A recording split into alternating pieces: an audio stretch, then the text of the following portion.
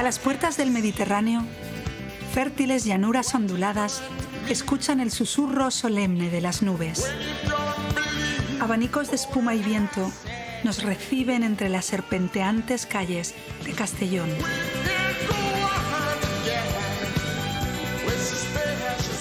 Charlaremos con Paula Bonet y las imágenes que bailan con su propio reflejo.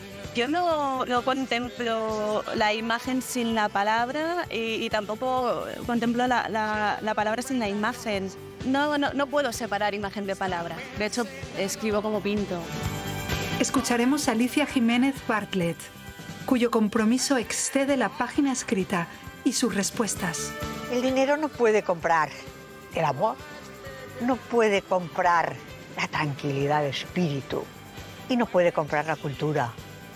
Hay mucha gente con mucho dinero que no ha leído un libro en su maldita vida y les aseguro que se nota cantidad. Patria Doli, rosa inexpugnable, puny combatiu, reivindicada festa, colp de banderes, retrobada rel.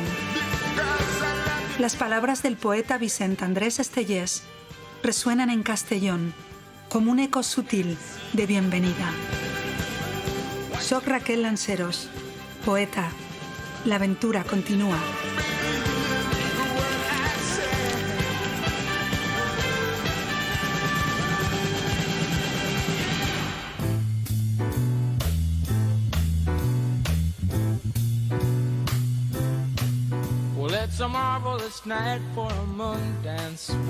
Paula Bonet es capaz de reflejar la realidad mediante la voz y la mirada.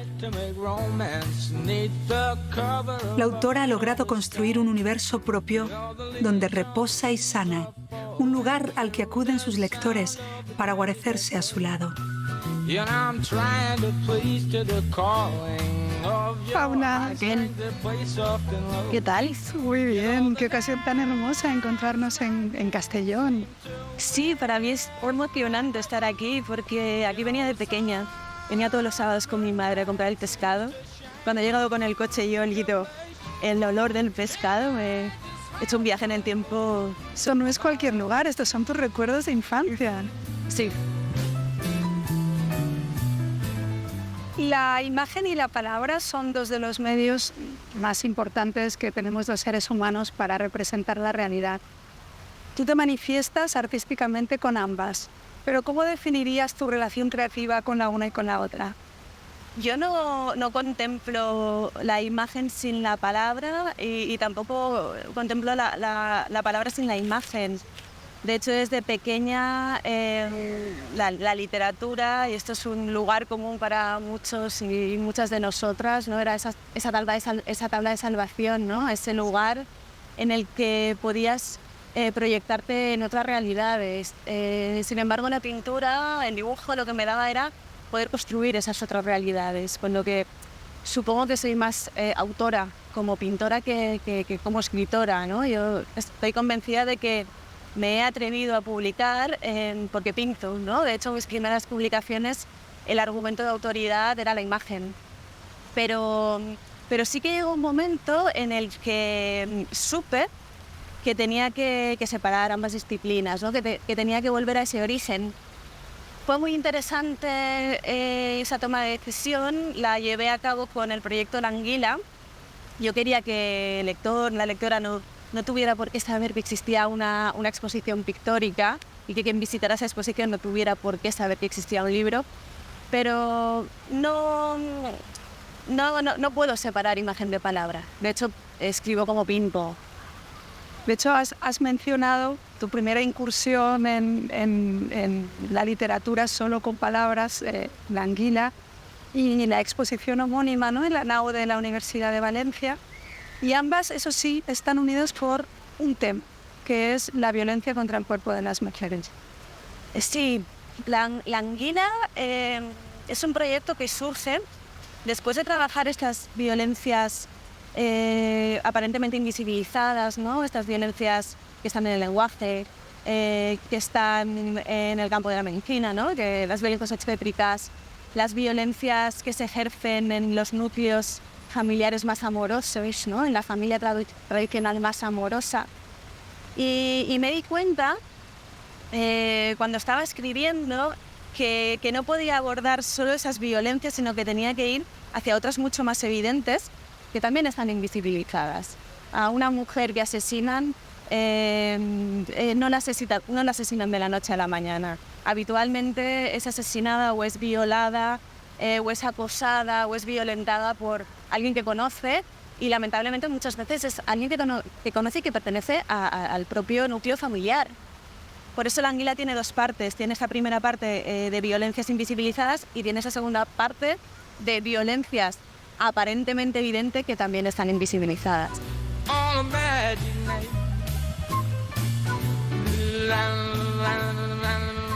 Hay algo más intrínseco a la condición humana que yo he visto en tu obra y que valoro especialmente, que es el amor en la veneración, me atrevo a decir yo, por los antepasados. Algo muy común a todas las culturas del mundo y a todas las épocas históricas. La anguila comenzó siendo, tengo entendido, o al menos parcialmente, una carta de amor a tu abuelo, que acabó luego siendo dirigida a tu abuela.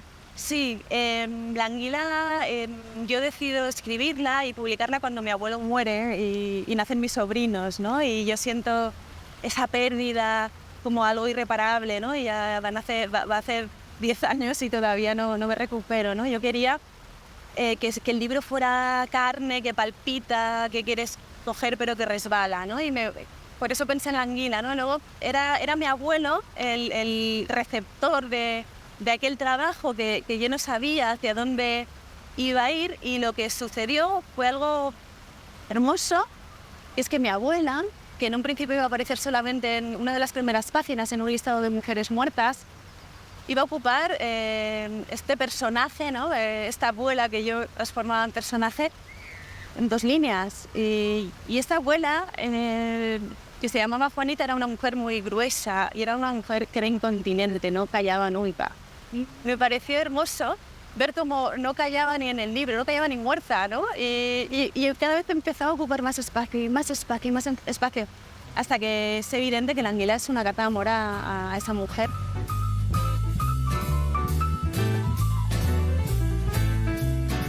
¿Tu saps que soc viuda? Preguntaba cerrando los ojos.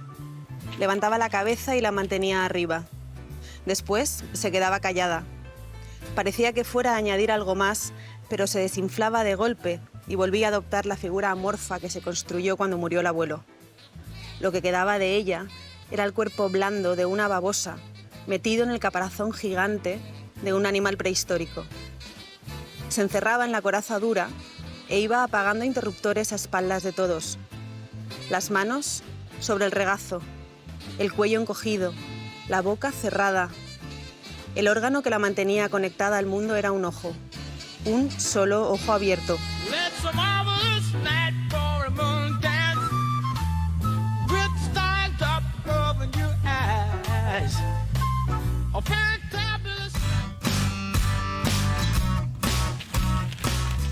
Os recomiendo mucho que leáis el libro de Bernardo Estamatea, de Gente Tóxica. Es un libro que es así amarillito, pequeñito, y está muy bien porque habla en concreto de la gente tóxica que tenemos alrededor y no la vemos y no la solemos ver, ¿vale? Os lo recomiendo mucho, de verdad, es muy bueno el libro.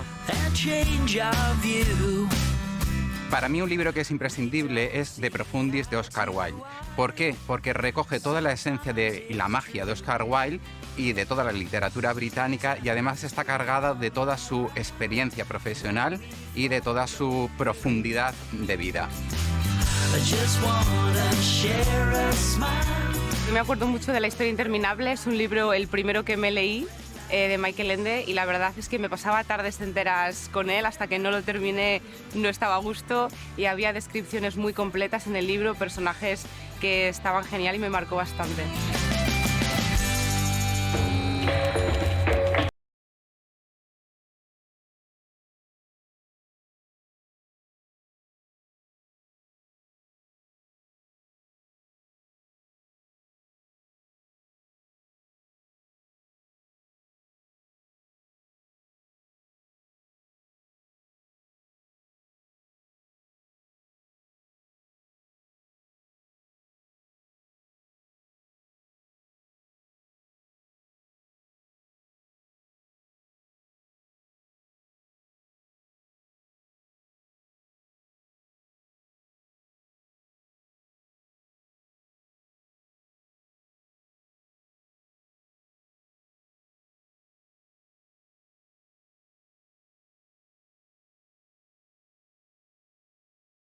Talleres para niños,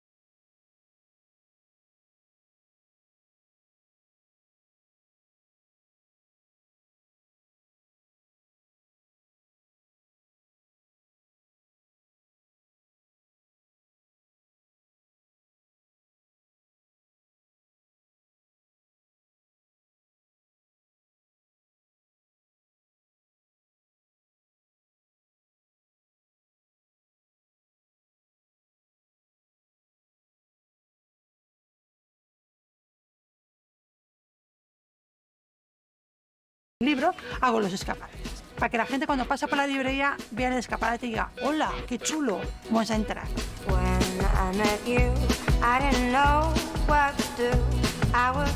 Bon dia, Juanvi. ¿Qué tal, Susana? ¿Qué tal? Hola. Dime. A veure si em pots ayudar. Aquí cuando se viene con tiempo. Entonces vamos preguntando, tanto yo como mis hijos, según nuestros diferentes gustos, que también van evolucionando.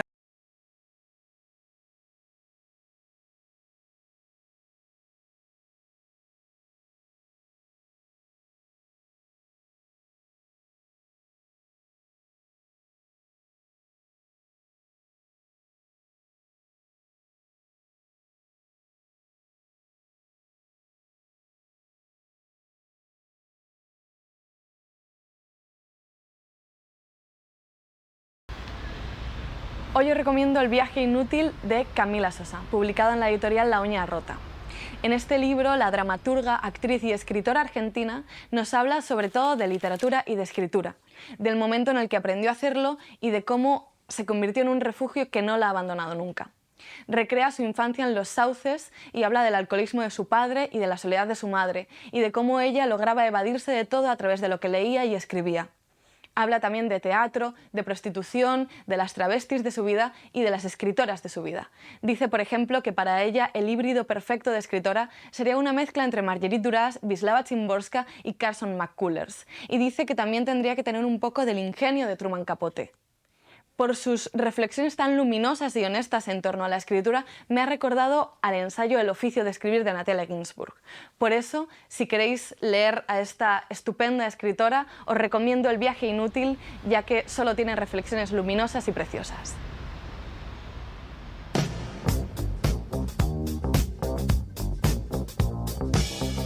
Castellón ha sabido conservar la mitología de sus orígenes. Según la leyenda de Tombatossals, un gigante bonachón y su pandilla de amigos fundaron la ciudad. Conocemos cómo esta tradición oral ha llegado hoy hasta la literatura. Lluís. Raquel, bienvenida a Castellón, esta ciudad literaria para vosotros. Desde luego, y tan literaria. Bueno, bien. Cuéntanos, por favor, quién es este gigante que tenemos. Este gigante que tenemos aquí, llamado entre nosotros Tombatossals, que traduciríamos, ¿no?, como tumba-montañas, pues forma parte de la leyenda fundacional, imaginaria, ¿no?, de esta ciudad mediterránea entre el mar y la montaña. Entonces, todas sus aventuras con sus compañeros, los gigantes que cuenta la historia, pues son arrancapins, arrancapinos, bufanubos, soplanubes, y juntos hacen una serie de aventuras consistentes en poner en marcha los regadíos, la feracidad de la tierra y luego incluso conquistar las Islas Columbretes, ir más allá del mar. Son además gigantes positivos, son risueños y buenos estos personajes. Por supuesto, la literatura se merece efectivamente eso y además son universales. Son de aquí, porque son de Castelló, pero son universales, porque lo que aquí llamamos el cuento de Tombatossals tiene que ver con un cuento internacional que se conoce en castellano como de Juanito el Oso, y luego Jean Deluge en francés y en las diversas lenguas, y todos estos personajes que decimos están en todas esas tradiciones. Este es un cuento europeo, universal, compartido.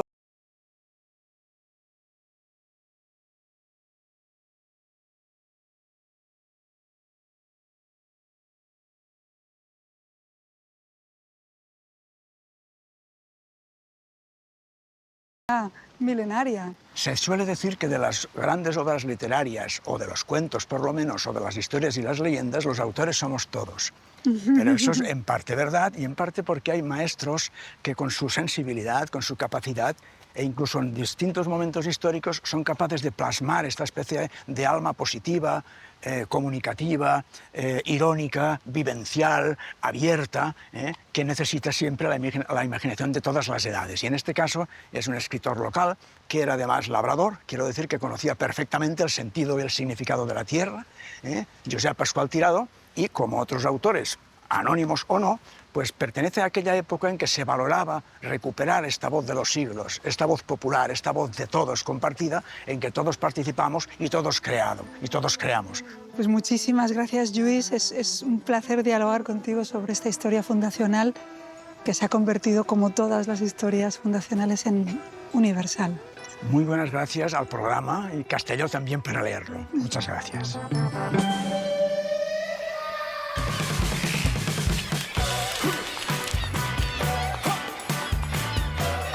El libro que me ha inspirado últimamente es El niño, el topo, el zorro y el caballo, de Charlie Mackesy. Es un libro que te lleva un poco a la infancia y a recordar un poco el valor que tenemos cada uno. Os recomiendo el libro de Stephen King, El cementerio de animales, porque bueno, el género de terror para mí es una de mis pasiones y este libro sobre todo es porque habla de la muerte y creo que os hace mucho pensar. Mi cómic favorito es Spidey Marvel, porque sabe, Spidey y sus amigos salvan a toda la gente y ayudan mucho.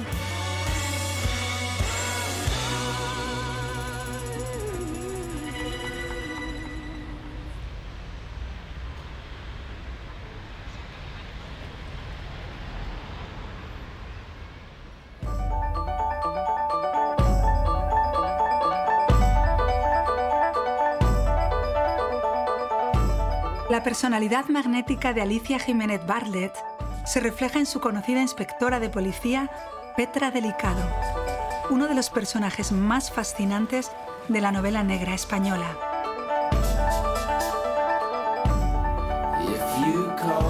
Con la libertad por innegociable bandera, la escritora nos recibe en Vinaròs para contarnos los secretos de su obra. Alicia. ¡Hey! ¿Qué tal? Pues ahora mismo muy bien contigo. ¿Has visto? Te recibo en un día esplendoroso con el mar Mediterráneo ahí. No tendrás queja, ¿no? No puede haber un escenario mejor. Me tratas como una reina. Como una reina que eres.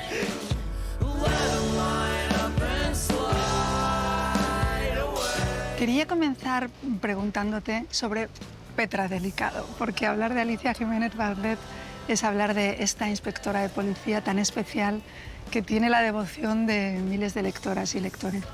¿Tú recuerdas el momento de idearla, cómo cobró vida, este nombre tan especial, su personalidad? Bueno, sí que me acuerdo, hace ya años de la primera, pero recuerdo que estaba leyendo a Patricia Cornwell y pensé que era una novela negra no tan canónica como las que yo había leído de los clásicos, que permitía humor, que permitía crítica social. Y pensé que por qué no probar con una de esas novelas. Entonces, lógicamente, tenía que ser una protagonista femenina y una mujer que se acercara más o menos a mí en edad para poder meterme en su interior. Y de ahí surgió Petra Delicado, sin ninguna intención de continuar con ella en ninguna serie. Y llegó el momento en el que me dijeron que había funcionado muy bien, que a la gente le había gustado, que por qué no seguir adelante. Y seguí. Se ha convertido ya en una compañera de vida, pero quería hablarte de tu último libro, La Presidenta, donde precisamente Petra Delicado no está, pero están dos mujeres también muy especiales, las hermanas Miralles. ¿Cómo has vivido este giro creativo? Tenía ganas de hacer algo nuevo sin salir del género. Entonces, la realidad manda, y la realidad nos dice que hay en la policía y en la Guardia Civil y en todas las fuerzas de seguridad un montón de chicas jóvenes que se han incorporado y que, según me dicen, son exigentes con su trabajo, hacen las cosas bien y son muy, muy vocacionales. Entonces, me llamó la atención y pensé que sería una buena idea poner unas protagonistas que estuvieran en ese arco de manera de ser, muy vocacionales y de edad, las hermanas Miralles.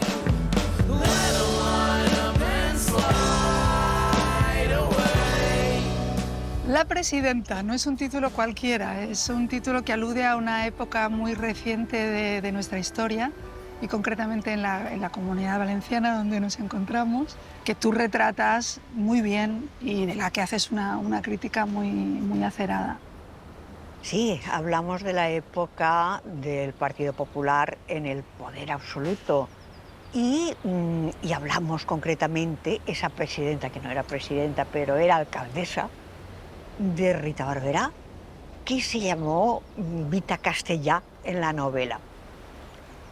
Me fascinaba el personaje, me llamaba la atención esa mujer mandona, seductora, que era muy conservadora en su pensamiento, pero que resultaba contradictoria porque bebía, fumaba, decía tacos, no sé, era todo lo contrario de lo que imaginamos que es una señora muy de derechas. En cuanto a la época, pues muy dentro de la tradición valenciana, la corrupción era llamativa. No hacía falta inventar nada, estaba todo ahí. Esa es una época de pelotazo enloquecido que no solo tuvo lugar en la Comunidad Valenciana, ¿no? Pero daba la sensación de que toda la vida social estaba enfocada en lo material. Sin embargo, ¿qué cosas cree Alicia Jiménez Barlet que el dinero no puede ni ha podido comprar nunca? El dinero no puede comprar, voy a decir una obviedad, el amor. No puede comprar la tranquilidad de espíritu y no puede comprar la cultura. He ahí un punto importantísimo, yo diría que tanto como el amor. Hay mucha gente con mucho dinero que no ha leído un libro en su maldita vida y les aseguro que se nota cantidad. Si realmente quieres tener algo que te distinga, lee, ve películas interesantes, escucha música, preocúpate un poco de tu alma, porque el alma sale retratada mucho más de lo que creemos. ¿Ustedes han visto las imágenes de una ballena varada y muerta en la playa? Boca arriba, monstruosa por el tamaño, pero que impacta porque tiene la dignidad de un gigante. Es curioso, nos sentimos un poco culpables, como si hubiéramos contribuido a matarla por la historia del cambio climático, el planeta hecho trizas y todo lo demás. Aparece como de la nada y la gente se entera enseguida y va a contemplarla. Le hacen fotos, se preguntan cómo ha llegado al lugar y por qué.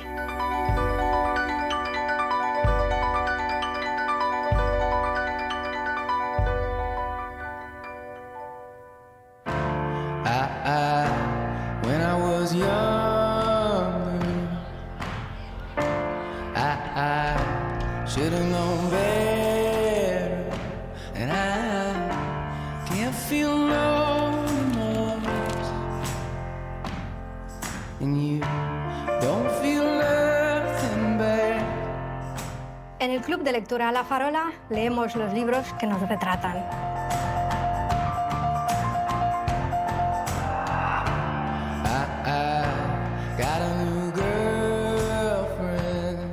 Georgia es fotógrafa, yo soy editor, pero tenemos tenemos muchas cosas en común, pero una de ellas es que a los dos nos gusta mucho leer. Mi marido, al ser editor, tiene muy buen criterio. Lee alrededor de 100-120 libros al año. El club de lectura pues, ha sido una manera de juntar las dos aficiones de ambos por la lectura, y ella también lo aprovecha para desarrollarse en su afición a la fotografía.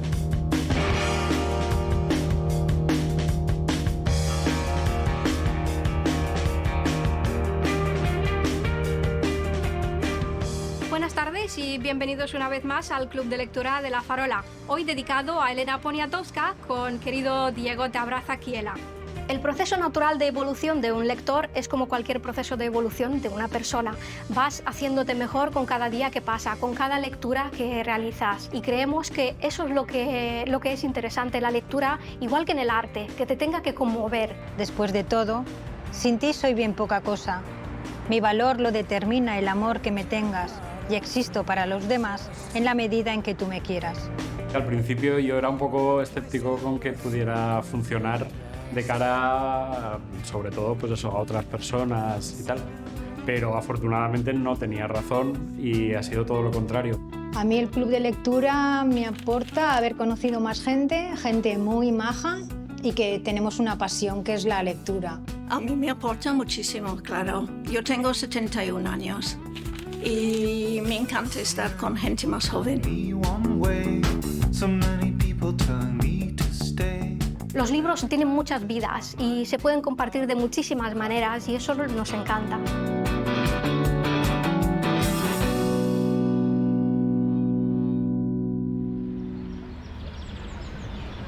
Había expectación, había curiosidad, estaba el bulle-bulle por ahí de que Eloy Tizón tenía rematado un nuevo libro de relatos y al final de verano sucedió. Plegarias para pirómanos, publicado por Páginas de Espuma, y efectivamente, la mejor tradición Eloy, la mejor escritura Tizón, desde Velocidad de los Jardines a estas plegarias para pirómanos, corre todo un mundo de fantasía, de imaginación, de escritura de una altísima calidad y sobre todo la confección de pequeñas historias, de pequeñas narrativas, de pequeñas vidas que se ensanchan y se abultan con nosotros como lectores dentro.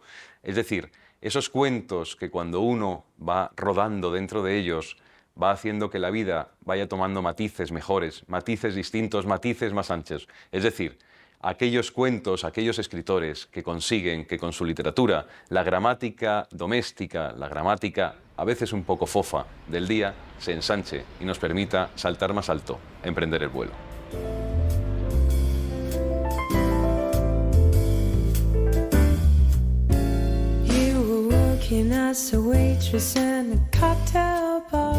Benito Pérez Galdós recreó con primor costumbrista el paisaje castellonense en su obra Fortunata y Jacinta. Zaragüeyes, pañuelo liado a la cabeza, vestidos de indiana y peinados con rosquilla de pelo sobre las sienes.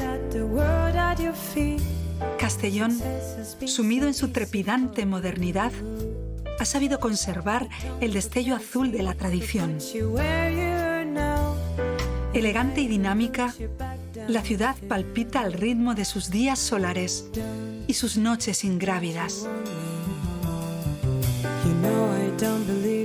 Nos despedimos de Castellón con el recuerdo de las torres, las alquerías, las madreselvas fragantes y las bugambillas que solo existen en los sueños.